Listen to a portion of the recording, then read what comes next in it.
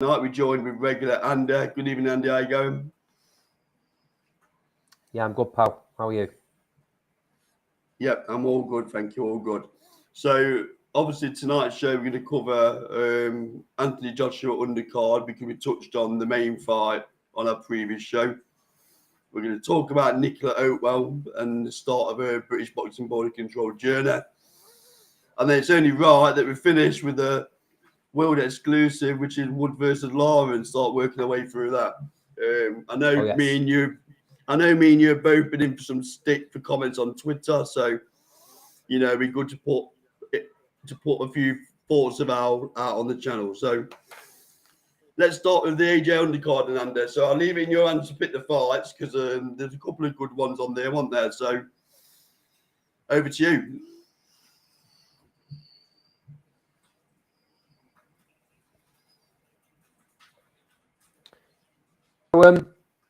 I think we'll start with Filip Hrgović against Zhilei Zhang. Hrgović came into this fight. He's got this mystique about being the next massive fighter at heavyweight, the danger man. Everybody's avoiding Hrgović. Did you see that in that fight, Carl? No, in a word. And I'll be honest, I've been one of his big fans. I quite like the look of him, as I've said on previous shows, but I don't know what went off on Saturday night, but he looked disinterested. I've seen a couple of times in the past where the odd fighter turns the back once in a fight because they've had enough. He must have turned his back or put his hands down to not defend himself about 5 or 6 times. Yeah, I mean, you can look at Zhang as well, though, can't you? A lot of people were raving about him, and I'll be honest with you, nothing to write home about regarding him either. I don't think any of them give even the next tier up, which are Dillian White, etc. I don't think they give them any trouble on Saturday night's performance. I thought it was both poor. Yeah, I've got to agree with you there, mate. No one's losing any sleep over these two. That Zhang looks about 90. Yeah, and the worrying thing is that Hrgović couldn't. I think he's 40s now. Couldn't even get him out of there, and he wasn't the quickest, and he didn't look like he punched very hard either. So jury's out on Hrgović. If he puts that sort of performance in against the next tier up, he'll get knocked out. No wonder Babbage is chomping at the bit to get him in the ring.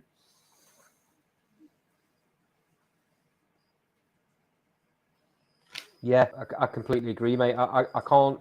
There was nothing positive in that fight from either of them. Neither of them were quick. Neither of them were dangerous. Neither of them looked like they got any power. No, I was really, really disappointed. I was expecting it to be a real good fight, a dangerous fight for both of them. And it didn't turn out like that at all. Very poor. Moving swiftly on, I think we'll move on to what was while it lasted, an outstanding fight. Callum Smith against Mathieu Bordeleak. What a great fight! I give Bordeleak a lot of credit, mate, because he came in there and went for it, didn't he? Yeah, he did. To be fair, I think Callum Smith probably took a few too many shots from our liking. To be honest with you. But I put a bit of ring rust down to that as well, because I think it was 11 months he's been out the ring, which is a fair old time.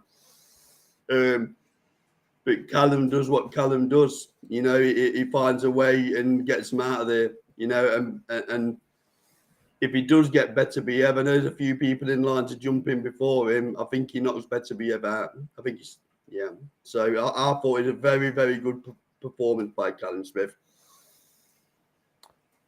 He rode a bit of a storm in the first few rounds. That Bordeleak was very quick.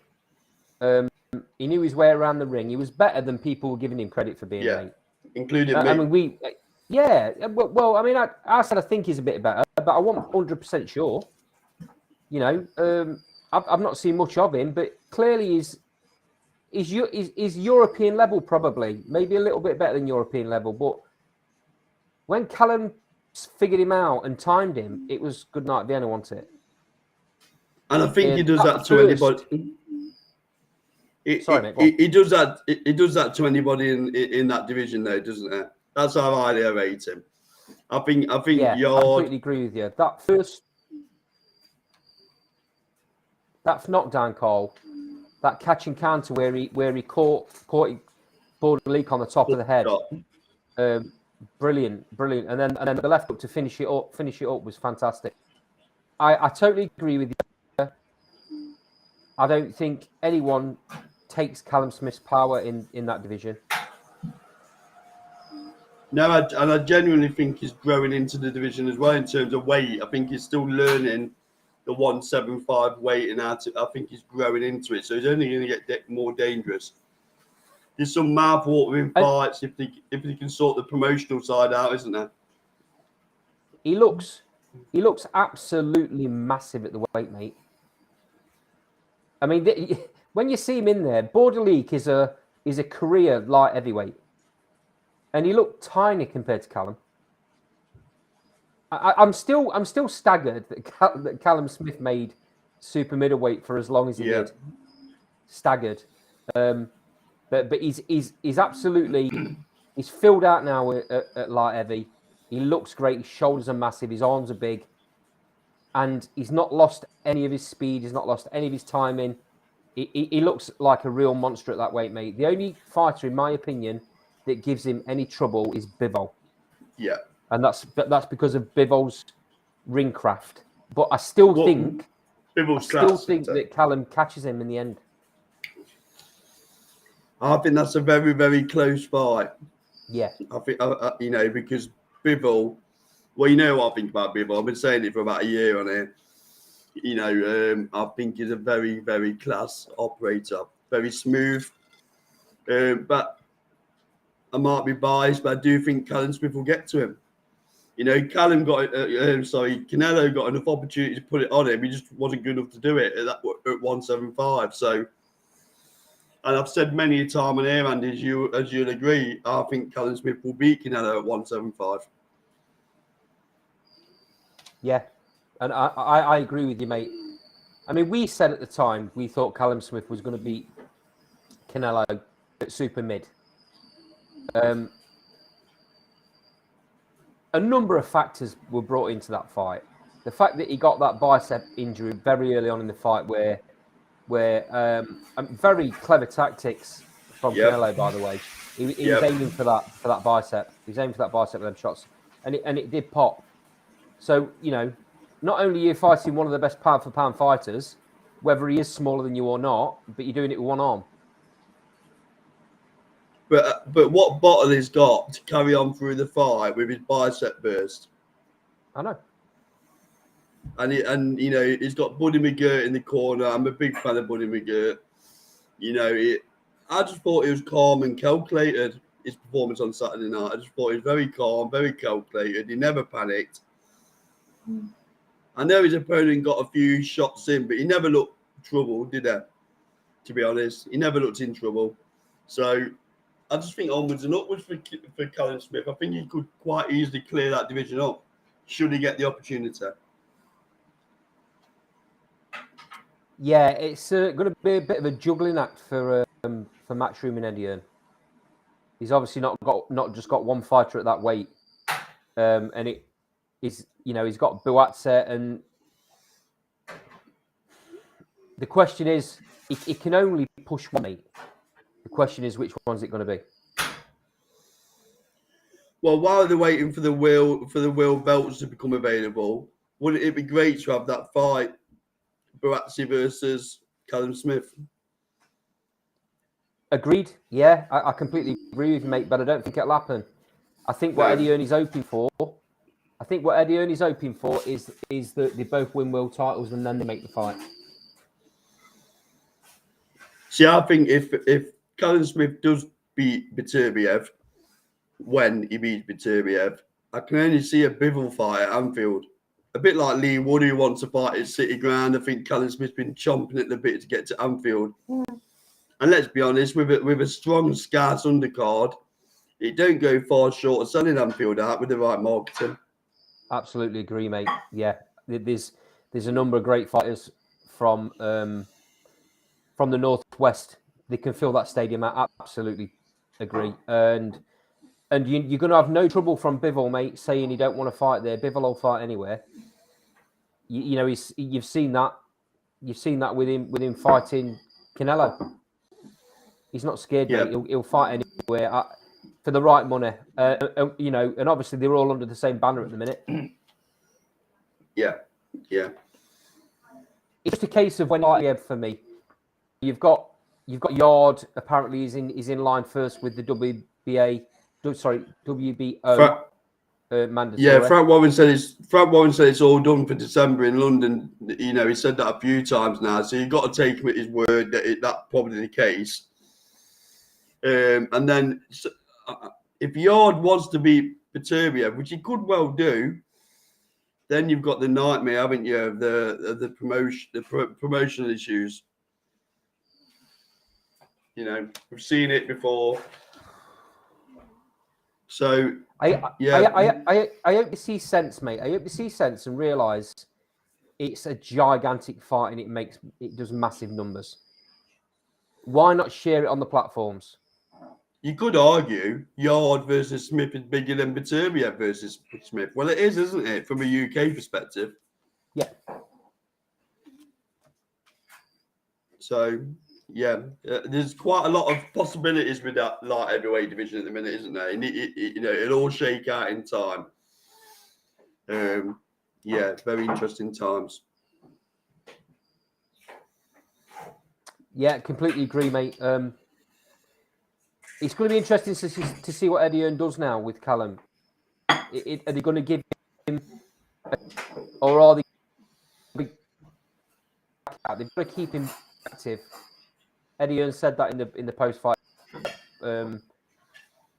interview. They've got it. So is it just going to be a takeover, or are they going to put him in with someone that's going to test him? Only Edward knows that, don't he? Because he's often said he wants to keep fighters active and then it don't happen. So, you know, only time will tell. So, yeah, interesting times. Okay, then, mate. Is there any other fights? Yeah, any other fights on the undercard you want to cover? We could touch on Ben Whittaker. He got a bit of an injury, didn't he? So we didn't get the style and the moments that he would have liked. He came out I mean, he got the job done, mate. He's the sort of fighter, though, that if he don't get knockouts, he's not going to be happy with his performance. And he seemed a bit disheartened afterwards. And I think he was a bit hard on himself, to be honest. The only other fight we can perhaps cover is Badou Jack against Richard Riviera. Yeah, I thought Badou Jack lost this off the bat. Yeah, me and all, and I don't see where Badou Jack goes now. No, he's been to the world too many times. He looks like a spent fighter to me. He made Riviera. I mean, the only thing I would say about Riviera is please stop the Popeye gig because you know it looks terrible. It's ridiculous. So whoever's his PR is, you know, drop the Popeye stuff because it's not doing anything. Awful, mate. Yeah, cartoon. There's nothing. Cartoon gimmick. There's nothing left, was there, with Badou Jack? There's nothing left in the tank, was there? No, he was being outboxed at times, mate. Yeah. It was an easy night for Riviera, and I'm very surprised that they gave the fight to Badou Jack, but they did. Technically, the own fighter, though, Andy. Just to throw that out there. Yeah, definitely, mate. He's got contacts. Yeah, he's got contacts in that area, in the kingdom. So I just, I don't know, mate. It's frustrating. He's obviously moved up to cruiser because he thinks that he can win a world title and make himself a three-weight world champion. But for me, he just isn't big enough, and he don't carry any power, so he's not going to keep fighters off. Unless they can pick him a very easy target, mate, he's not winning a world title at cruiserweight. No. So, do you want to move on to Oakwell? We can do, or do you want to pick the comments up in the sidebar? Yeah, I thought we'd come to that at the end, Andy. Okay, so Ken, if you want to hang on, mate, we will be touching on Canelo Triple G a little bit later. But if you hang around in the show, mate, please, you're more than welcome to join us on screen a bit later on if you want to.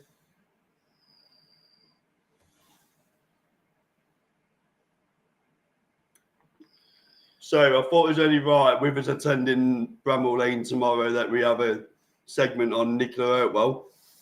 So, Andy, I'll let you take this one away. There's a couple of things that are niggling, aren't there? The fact that it's not going to be broadcasted. It is going to be online, but not broadcasted through Fight Zone. And also, I don't know whether you found who the opponent is, but it's still to be confirmed on BoxRec. So, a couple of question marks, but I'll let you take away. No, I've not spoke to Nicola for the past couple of days. Obviously, it's a bit close to fight night, and I didn't want to bug her too much. So, yeah, we had Nicola on the show. Was it last week, Carl? Week before? Last week, yeah. It's on the channel anyway. For anyone that's not watched it, go onto the channel and check out the interview because it's really interesting. For those that don't know, Nick amateur career, winning some tournaments and some titles, and then the club that she was at, their fighters turned pro with Bieber. So Nicola turned pro with Bieber. She had six fights, winning all 6 of them, 5 of them by knockout, and a couple of titles again. So, but now she's made the choice to move on in her career and as got herself a British Boxing Board of Control license, and she has a British Boxing Board of Control debut tomorrow at Bramall Lane, the home of her club, which she's really excited about. She's a cracky little fighter for anyone that don't know her. She's a cracky little fighter, and I'm really looking forward to this. Me and Carl have watched Nicola for well over a year now, isn't it, Carl? We've been to a couple of the shows. We've had her on our show quite a lot. She's a regular, I would consider her, to be a friend of the show, in fact. So, little message to her now. Good luck, Nick. Last Bell Boxing's behind you. We'll be there. I'm sure we'll see you beforehand and after, and we'll get some interviews with you. So good luck. Like I say, it's a bit of a shame that it's been pulled from Fight Zone. They've had some technical issues apparently, but it is being streamed. So anyone that's got my Twitter details, I retweeted a comment. It's being streamed on Twitter, isn't it? So yeah, if you haven't got a ticket or you're not going down and you do want to check Nicola out, you can. Anything you want to add on that, Carl? No, just say obviously it's a great opportunity for Nicola moving from BIBA, which is like an alternative governing body in boxing, going over to British Boxing Board of Control. Female boxing is flying at the minute, so she timed it really well. And I just hope she gets a promotional push that she deserves. I think BIBA did a good job with her. I'm not here to say they didn't. It's just a new chapter, So good luck, Nicola, and we'll see you in Sheffield tomorrow night. Just one more thing, mate. Yeah. Nicola's never ever badmouthed anybody. She's never badmouthed her coach, her old coach. She's never badmouthed her old gym. She's never badmouthed Bieber. But there's certain people on social media that just won't let it lie. Boxers move between coaches, between gyms, all the time. It's just boxing. That's just the way it is. People just like a fresh start, a new coach, a new style maybe. And she's just made that choice, and it wasn't an easy one. Believe me, I've had plenty of conversations with her. It was not an easy move. So people that are giving her grief because she's decided to go and fight under the British Boxing Board of Control instead of Bieber, or she's decided to move from her old coach, you know, back off. Do your stuff and leave her and let her do her own stuff. That's my little rant over, mate. Yeah, I echo what you've said, really. There's been some unsavoury comments online. I guess what I'm saying is people should concentrate on their own careers and leave Nicola to get on with her own. So, like I've said, I'll agree with what Andy says. Never in private or public has she ever said anything negative about Bieber or the Xbox gym or the coaches or the fellow boxers. So I think it's a little bit unfair, some of the comments that have come out from certain quarters regarding the decision to move over and change trainer and change governing body, etc. So I'll leave that there, but good luck, Nicola, tomorrow night. Okay, Andy, I think we better move on to this topic, which obviously has been Nottingham lads we're quite excited about. One thing I do want to say before you start your gambit is Lee Wood has got the biggest set of balls I know.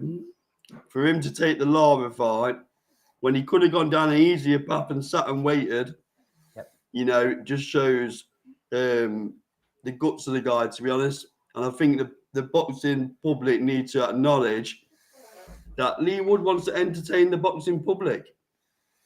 You know, he wants to entertain. Let's have it right. Lara's been ducked and avoided by other fighters. And Lee Wood says, let's do it. Let's have it. So, obviously, props to Lee Wood. And I can't wait for this fight. Obviously, I'm a bit annoyed it's gone on the 24th of September and other promoters have decided to go, such as Frank Warren, to be honest. Obviously, to have Joe Joyce versus Parker on the same night as Wood versus Lara isn't helpful for boxing fans, you know. But then again, Eddie Hearn's gone on that day after Frank Warren, and other smaller promoters have also gone on that day before Eddie Hearn has. It doesn't help the sport in general. It doesn't help small or promoters either. No. We're all in the game because we love it. But why not have gone Friday? Or why not have gone, you know, a different week? It's just, it doesn't allow the boxing public to watch the fights live. And it's only live once, as a well-known sports broadcaster states. So that's the only bit I'm a bit disappointed about. But coming back to this fight, I'll let you take away, Andy. But wow, what a fight! What a fight this promises to be. Yeah, I don't know how many times we have to say it, and people have a pop at Carl and have a pop at me for backing Lee Wood on social media. Well, we're from Nottingham. We're sons of Nottingham. Yeah, for people that don't know, or for people that have been living under a rock, Lee Wood is from Nottingham. We're from Nottingham, so we're going to follow our own, and we don't do it blindly. If I tell you now, and Carl Wood will back me up. If I didn't think Lee Wood was going to beat Michael Conlan, I would have said so. If I don't think Lee Wood can beat Lara, I would say so.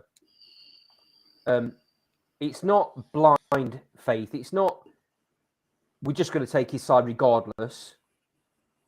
Lee Wood is a genuine world-class fighter. Anyone that thinks otherwise need their heads checking. And once again, he's proved it. He could have took, like you've just said, Carl, he could have took the easy route, took a bit of a warm-up fight, you know, where he just tickled somebody's chin and to go down in the first round, which is when people are waiting for a big fight. Let's not forget, Leo Santa Cruz is waiting in the background.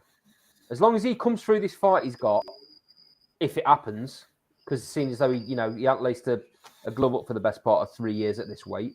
That fight's happening. The WBA are making it happen. So Santa Cruz can hide as much as he wants and demand 75% of the purse to try and put Lee Wood off as much as he wants. That fight is happening.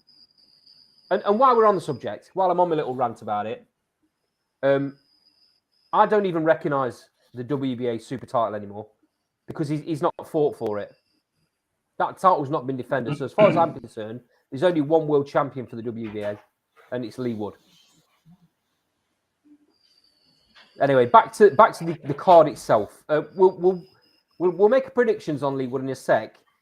There's two other fantastic world title fights, isn't there? Quality. There's obviously still a lot to be announced, but let's talk. Matty Hughes against Kid Galahad for the IBO. Oh, the irony! Oh, the irony that our Barry's is on the undercard of Lee Wood after certain comments after he won the world title. The irony is not lost on me. Sorry. Go on, mate. Carry on. So, yeah, I think our Barry's on the slide, and I think Maxi Hughes is really fresh and hungry. You know, he hasn't long turned full-time pro, has he? So, I'm going Maxi Hughes to beat Galahad. I think he'll beat him on points. You know, if you look at the fighters they've been in with in the careers, I'd say Maxi Hughes has been in with as good, if not a better level of fighter on a more consistent basis. Galahad's obviously he got beat by Warrington. He got beat by Kiko, an old man, by the way, Kiko, and he beat Jazza. But Maxi Hughes has had some very good wins. Ryan Walsh, John Joe Carroll. He lost to Martin J. Ward, and he lost to Sam Bowen, who's a great little fighter. Yeah. It's a very interesting fight. I hope Maxi puts it on him and stamps his authority on the fight, because if Kid Galahad controls the pace and controls the tempo and controls the dynamic of the fight, everyone's going to be asleep before Lee Wood comes. Yeah, Galahad ain't knocking Hughes out, is it? Let's be honest. So, you know, if the only way Galahad wins is by points, because he can't bang. No. That's why he makes life difficult for fighters, mate. Yeah, the thing is, I think Galahad's a very good boxer, but he just left a bad taste in my mouth when he made them comments about Lee Wood after winning the belt. There's no need to make them comments. And like I've said at the beginning, irony. You know, now he's rebuilding his career. But he's got a tough fight here, a very, very tough fight. Maxi Hughes on the crest of a wave a little bit at the minute. You know, Maxi Hughes has got one eye on doing what Warrington's done and selling out arenas and Leeds, etc., etc. So he's going to come chomping at the bit. Absolutely agree, mate. Absolutely agree. I see this going to points because I think Galahad will spoil it. But I see Maxi Hughes getting a close points decision myself. See, Maxi Hughes will be a big guy when he comes into that ring that night, because he's big at the weight. So it's whether Galahad can physically keep him off. There's going to be a few demons there for Galahad as well. Interesting. Yeah. Okay, moving on. This is a great fight. Hannah Rankin against Terry Harper for the WBA World Super Welterweight title, and also the IBO World Super Welterweight title. Interesting. Interesting. Terry Harper's moved up. I mean, she's moving up. Was it 3 weights? Yeah. 3 weights. Yeah. Certain Liverpoolian fighters have shown that it can be done, though, I would suggest. And I'd suggest that Terry Harper's got one eye on that fight. But, so we're not talking about Natasha Jonas by any chance there, yeah, are we? we are, yeah. I personally think Hannah Rankin's a very good fighter. I think she's very underrated. And I personally think she gives Natasha Jonas a fight at that weight as well. So I think Rankin, she beats Terry Harper. I think she'll just be too big and punch too hard. I'm not convinced, mate. I have to say. yes, Anna Rankin's been at that weight for a while now. But I saw a tweet today, I think it was, where they'd obviously done some sparring at some time. They're not a lot different in size, you know. I'd probably go down the boxing ability as well, Andy. To be honest, don't get me wrong, I'm not going in on Terry Harper here, but you know, stylistically, I'm not a biggest fan, and I just think Anna Rankin could also outbox her. Okay, yeah, interesting, mate. I think Terry Harper looked very, very good last time out when she was on Lee Wood's undercard. I don't know if that was the last fight actually, but when she was on the Lee Wood undercard for Lee Wood v Conlon, she looked very good, mate. Much better at the new weight. So yeah, again, this is it's one of those, isn't it, where people were very surprised when Natasha Jonas moved up 3 weights and won her world title. And they didn't know whether she was going to be big enough, whether she's going to be strong enough, could she bang on enough. So the same questions really sit for Terry Harper, don't they? You know, there's a lot of questions there. I don't put Harper in the same league as Jonas, though. No, well, I mean, you know, they've fought each other, haven't they? And I think we're both under the same opinion that Natasha Jonas should have got the nod on that night. Yeah. But like I say, Terry Harper looks loads better. She looked loads better at the weight. She did. She looks loads stronger. So is she going to be even stronger moving up? We'll see, mate. Anna Rankin's been in with some real class opponents. Yeah, Shields and Marshall.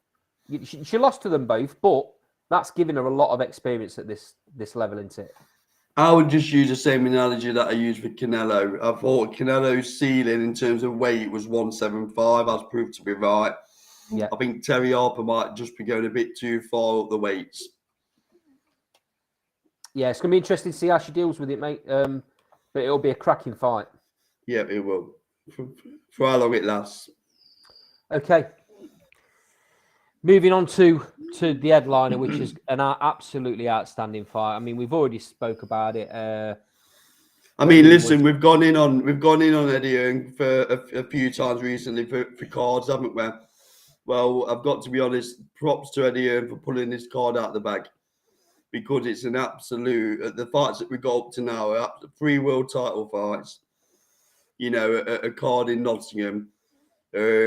Props to Eddie Hearn, because that is truly backing Lee Wood. If I'm honest, it wouldn't have been cheap to get Lara over, would it? Let's be honest. No, not at all. The only disappointing thing for me is that it's taken a long while for this card to be announced. Obviously, they were in talks with Santa Cruz. That fell through.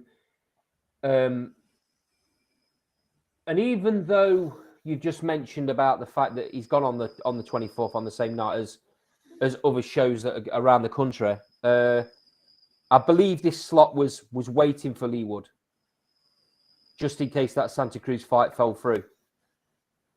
So my only disappointment is that there's only 4 weeks to fight night.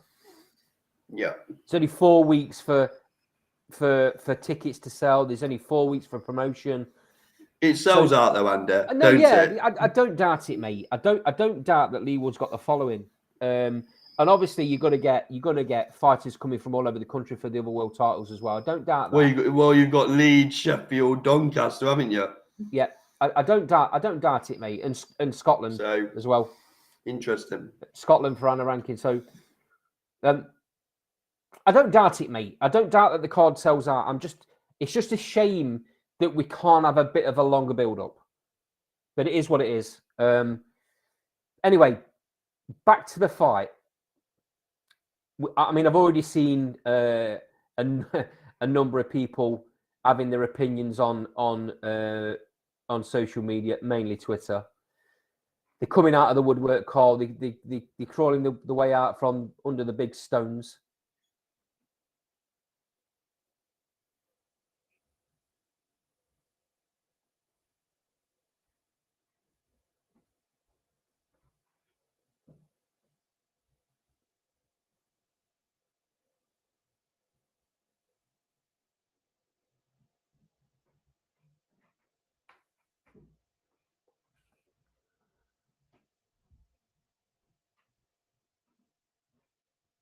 back in the room.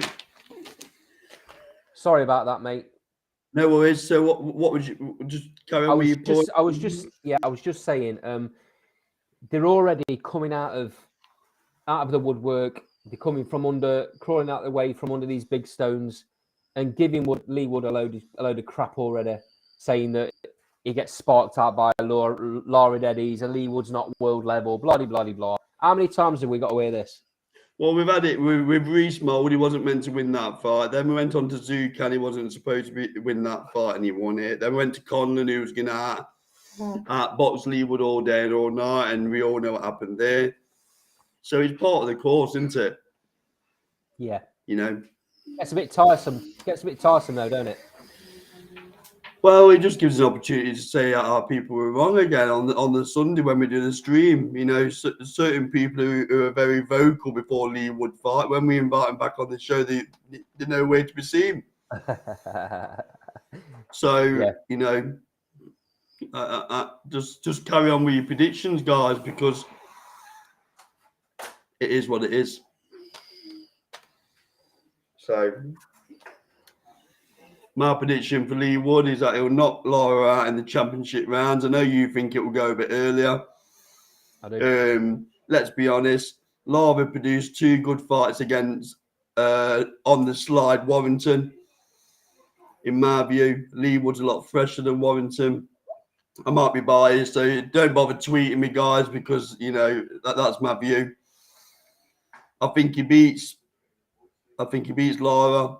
Then he'll take the winner of Santa Cruz versus a WBC holder. And it's going to upset people, but Lee Wood could quite easily go belt hunting. He's definitely at that time in his career, mate. And he said it to us on more than one occasion in the last year. He only wants the big fights. We've said it once already on the show today. He could have took an easy fight here, and he's not doing. Here's my opinion and why I think the fight only goes about 5 or 6 rounds, mate. Lara has become this myth in this weight division. I think that he bangs hard. Knocking Warrington out shows that. He bangs hard. But if you look at his resume, the only world level fighter he's fought is Josh Warrington. And like you just said, it's not the best Josh Warrington. So, in my opinion, Lee Wood could play with Lara here. I think that's a bit strong. No, I don't, mate. I think it's going to be a shootout for the first couple of rounds, and I think Lee Wood's. That's the danger. That's the danger zone for me. Is the first couple of rounds when Lara's really fresh and he's going to come out swinging. Yeah, he can't come out like he did against Condon and get clipped, can he? No, I'm sure he won't, mate. That's for me is the little danger area for me. But after that, I think Lee Wood takes complete control, and I think he breaks Lara's heart, and I think he stops him, like I say, in round 5 or 6. So Ryan O'Rourke, good evening, Ryan, has put laugh out loud. You know who my money's on. Lee Wood proved me wrong so many times. And he also goes on to say Warrington ain't really a great win. He's a journeyman now. Journeyman's probably a bit strong. Yeah, it is a bit strong. Ryan. But I'd definitely say it's not the best version of Warrington that we see at the minute. So, yeah, I think we both agree we see a knockout for Lee Wood. I just think it'll take a little bit longer than you're saying for him to get to him. Especially when he feels them body shots being sunk in by Lee Wood. You know, I think people underestimate Lee Wood's power. Yeah, they do. Yeah. So, too many people sleeping on Lee Wood. They always have done, mate. Yeah, some of the comments on social media. I mean, I don't need to stick up for Lee Wood. I know I've been given a bit of grief, but like you said earlier, we're from Nottingham. What do people expect? You know, and it's not blind loyalty. I can generally see a scenario where Lee Wood would knock him out. It's only the same as somebody from another area. It's only the same as somebody from another area backing their own fighters, mate. The Sheffield lot with Barry Gallard. And the Irish lot with Conlan. Yeah. You know, no one's saying that they shouldn't back Conlan because you know, oh, you're from Ireland, so you're not allowed to have your opinion. Well, that's basically what people say about you and me. Oh, you're not allowed to have your opinion because you're from Nottingham. You're biased. I'll continue being biased. Suck it up, Buttercup, because we're having an opinion. It's our show. We're going to say what we want. Yeah. So if I'm going to have to pick a round, because I like to pick rounds, I'm going Lee Wood round 10.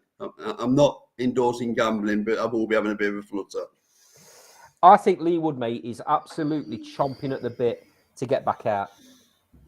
He's going to be sick to death. I mean, me and you were at an evening with Lee Wood, weren't we?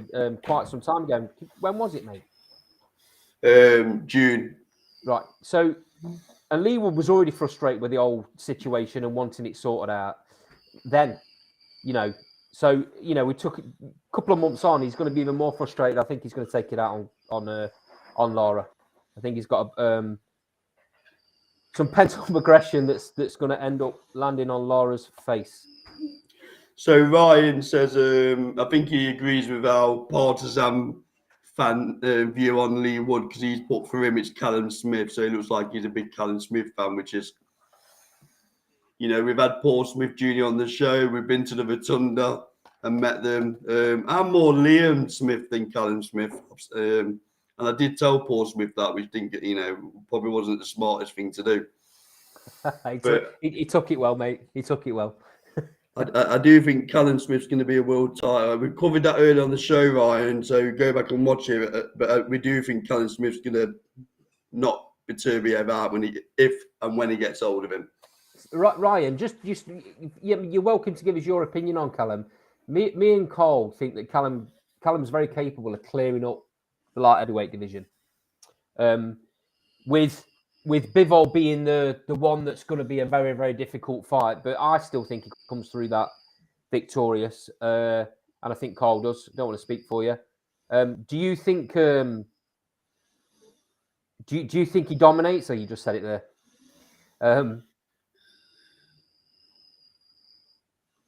No, he wasn't close. First of all, Paul, it was over the internet due to COVID when I said it, so I'm not that daft. Yeah, Callum's going to dominate 175. I agree. I just hope the cross-promotional stuff can be worked out so he gets jumped in with Yard and people like that. Because I think he clears it all up. Yeah, and Paul, by the way, Ryan, Paul took it all in great spirits. Paul's a good lad, top lad. He is, yeah, absolutely. Fantastic. Well, they all are, aren't they? The day at the Rotunda was brilliant, wasn't it? We couldn't, you know what? For two toe bags from Nottingham. I was going to say shit kickers, but toe bags will do. From Nottingham, that they couldn't have made us more welcome, mate. It just goes to show you what the character is. The people from that area, mate. They get a lot of stuff and don't deserve it. Yeah, and I hope Callum gets his fight at Anfield, and I'll see that as a Bivol fight because I'll be jumping on the M6 for that one. Right, we got asked a question, Carl, earlier on the start of the show.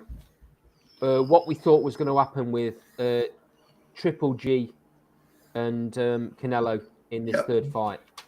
You take it away. Give me your breakdown of how the fight goes. So I think Triple G is going to be a better version than people expect him to be because the motivation is going to be there.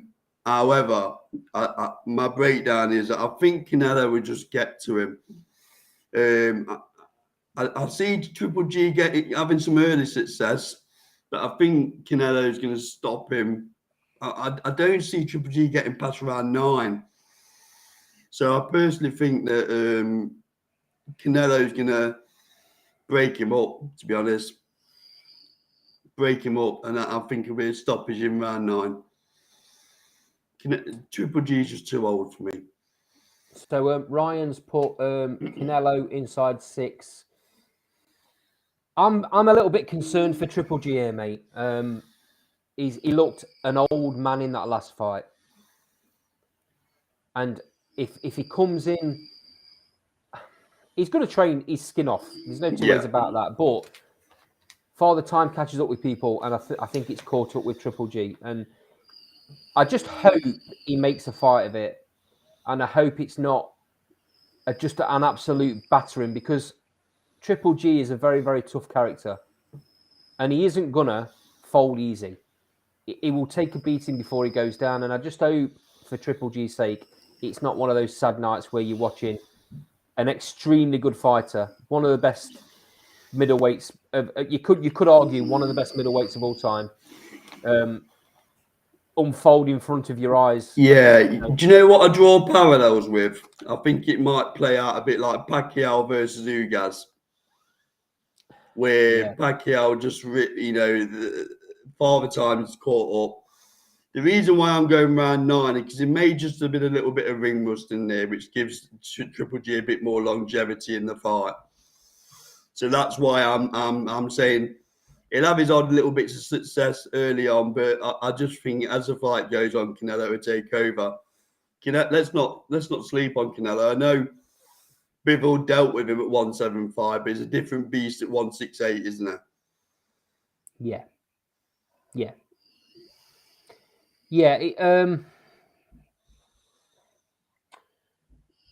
Ryan aside is gone. He's going to train his ass off, but that's going to take it out of him. Canelo will beat the out of him. Yeah. And he's right. He's right, mate. I think he's got it bang on there. I just hope, for the sake of Triple G, I don't think it hurts his legacy at all. I think most people think that it's right at the end of his career and it's his one last swan song. It's his pension fight, isn't it? He'll probably retire, mate. Win, lose or draw after this. It's his pension fight. He's never going to get he's never going to get another fight like this in his career. No, so not financially. No. This will probably be him done, regardless of how the fight goes. Canelo looks like there's no signs of him slowing up. I know he lost to Bivol, but we're talking about a gigantic bloke there, a very, very good fighter, and there's that big saying, a good big un beats a good small un, and that's all that fight was. Don't anyone sleep on Canelo thinking he's slowing down himself because he lost that fight. He's going to come back down and he's going to be an absolute monster like he always is. 175 is just that little bit too far in terms of weight. Like I've said for about a year, I fought it for a while. Against the very best, I completely agree, mate. We're gonna see. I just don't, like I say, I don't see it finishing early because I think Triple G is a real tough character. Yeah. And you're right, it's going to go into the later rounds. But I do think Canelo gets the stoppage. I'm gonna go round 8. So we're in about the same area. Yeah. Right. So I think we'll bring it to a close there, Andy. 50 minutes in. So thank you all for the comments in the sidebar. Much appreciated. We go live every Thursday, 7 p.m. So you're more than welcome to join us. If you watch this on repeat, if you don't agree with anything that we've said or predictions, etc., please post your comments below. Like, comment, subscribe. We'll have some additional footage over the weekend from the Sheffield card tomorrow. So watch out for that over the weekend. And we'll see you all next week. Now, there's a bit of a tradition on this show that we normally play a song out every time a bit of news has been announced by Lee Wood.